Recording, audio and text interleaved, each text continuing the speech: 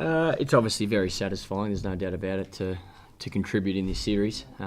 Make some runs, like you say. I was overdue, so that's nice. But any time you make 100 for Australia, it's I've never had a bad one.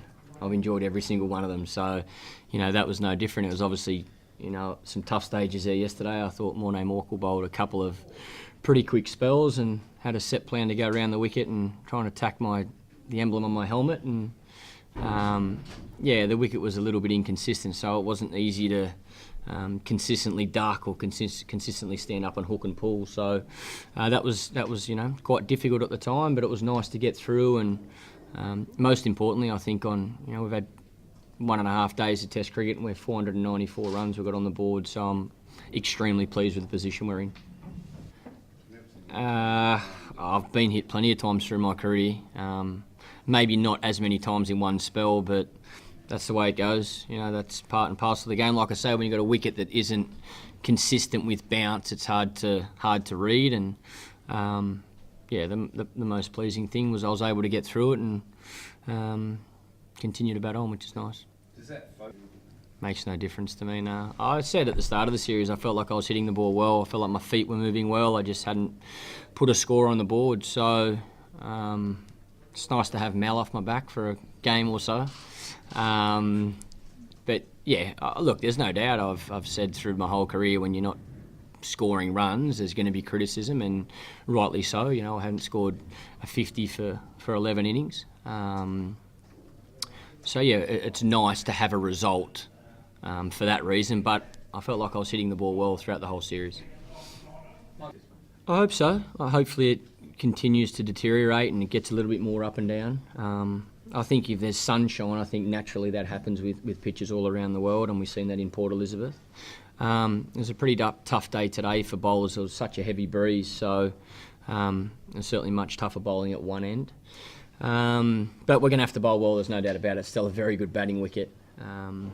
So yeah, we're going to have to execute, hang on to our chances, and make sure we do everything right to try and take 20 wickets on that pitch. Just on your zone?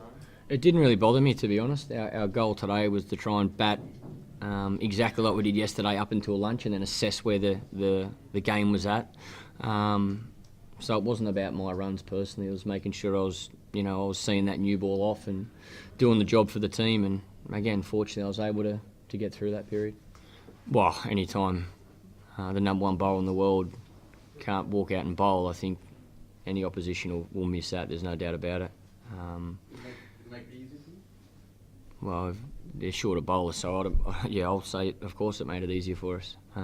He's a class bowler. You've seen how well he executed in Port Elizabeth, and it's certainly a big hole. But you don't wish injury on any player. I think, especially if you've played a lot of Test cricket, you go through injury yourself, and you know that it's not a nice thing. So hopefully it's not too bad. I don't know the result of even why he walked off the field. I'm not sure of what happened there, but hopefully he's okay. I think he's playing very well at the moment. I think his game's certainly improved. His shot selection's improved, and he's probably a lot more patient at the start of his innings now than what he was when he first came into the team. But he's been given an opportunity, a second opportunity. He's grabbed it with both hands, so that's probably what's been most impressive. He's come back into the Test team and tried to grab his opportunity with both hands, and it's nice to see him making runs, that's for sure. I'll assess in the morning. I want to see what the weather's like more than anything else in the morning.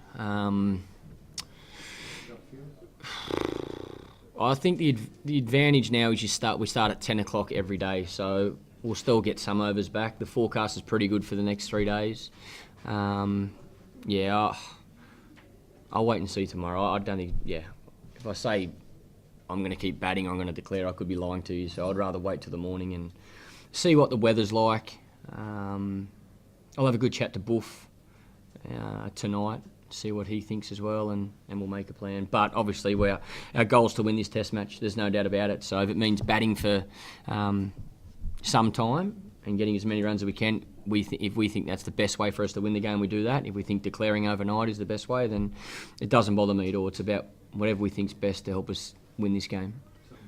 Well, we're hoping so. We hope that the wicket's going to deteriorate, like I say, and there'll be more up and down, hopefully some reverse swing and a little bit of spin as the game goes on. So, yeah, you've probably got to sum up, runs now in your first innings versus how tough they're going to be in your second innings, how much time's left in the game, what the weather's like. There's a few things you have to consider. But the most important thing you have to consider is how you're going to win, how you're going to take 20 wickets to win this game.